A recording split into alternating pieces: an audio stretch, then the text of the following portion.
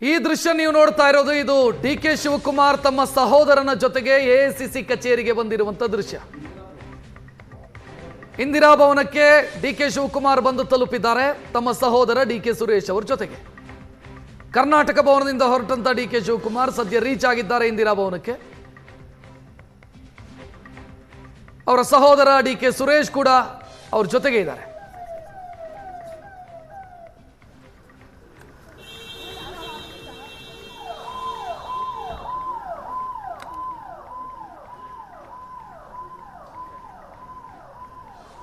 ಸ್ವಲ್ಪ ಹೊತ್ತಲ್ಲಿ ಸಿಎಂ ಸಿದ್ದರಾಮಯ್ಯ ಕೂಡ ಎಐಸಿಸಿ ಕಚೇರಿ ತಲುಪ್ತಾರೆ. ಈಗ ಡಿ.ಕೆ. ಶಿವಕುಮಾರ್ ತಮ್ಮ ಸಹೋದರನ ಜೊತೆಗೆ ಬಂದಿರೋ ಡಿ.ಕೆ. ಸುರೇಶ್ ಅವರ ಜೊತೆಗೆ ಬಂದಿರೋದು ಇಂದಿರಾ ಭವನದ ದೃಶ್ಯ ಇದು.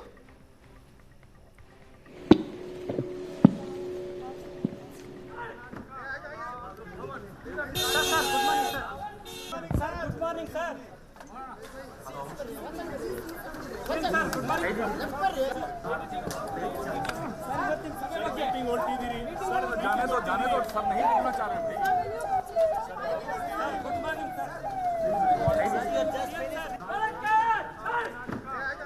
ಡಿಸಿಎಂ ತಲುಪಿದ್ದಾರೆ ಎಐಸಿಸಿ ಕಚೇರಿಗೆ, ಇಂದಿರಾ ಭವನಕ್ಕೆ ತಲುಪಿದ್ದಾರೆ. ಸಿದ್ದರಾಮಯ್ಯ ಅವರು ಸ್ವಲ್ಪ ಹೊತ್ತಲ್ಲಿ ಅಲ್ಲಿಗೆ ರೀಚ್ ಆಗ್ತಾರೆ. ಕೆ.ಜೆ. ಜಾರ್ಜ್ ಆಗ್ಲೇ ಮಾತನಾಡಿದ್ದನ್ನು ನೋಡಿದ್ರಿ ನೀವು.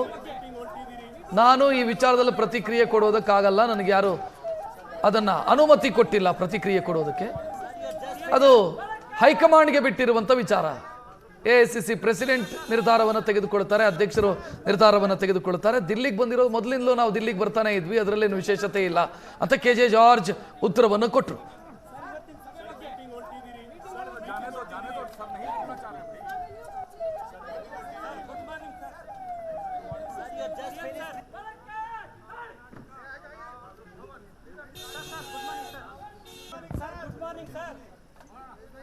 Sir 2.2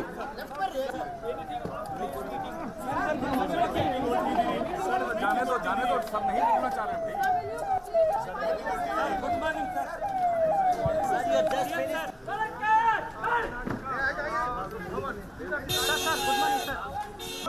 good morning sir.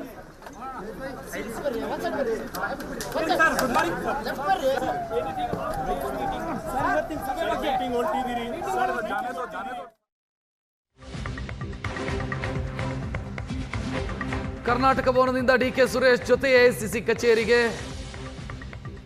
DK. Shivakumar ತಲುಪಿದ್ದಾರೆ. ಕೆಲವೇ ಕ್ಷಣದಲ್ಲಿ ಸಭೆ ಆರಂಭ ಆಗುತ್ತೆ. 11 ಗಂಟೆಗೆ ಸಭೆ. ಡಿ.ಕೆ. ಶಿವಕುಮಾರ್ ತಲುಪಿದ್ದಾರೆ. ಸಿದ್ದರಾಮಯ್ಯ ದಾರಿ ಮಧ್ಯದಲ್ಲಿದ್ದಾರೆ, ಹೊರಟಿದ್ದಾರೆ ಅವರು ಕರ್ನಾಟಕ ಭವನದಿಂದ. ಸ್ವಲ್ಪ ಹೊತ್ತಲ್ಲಿ ಸಭೆ ಆರಂಭ ಆಗುತ್ತೆ.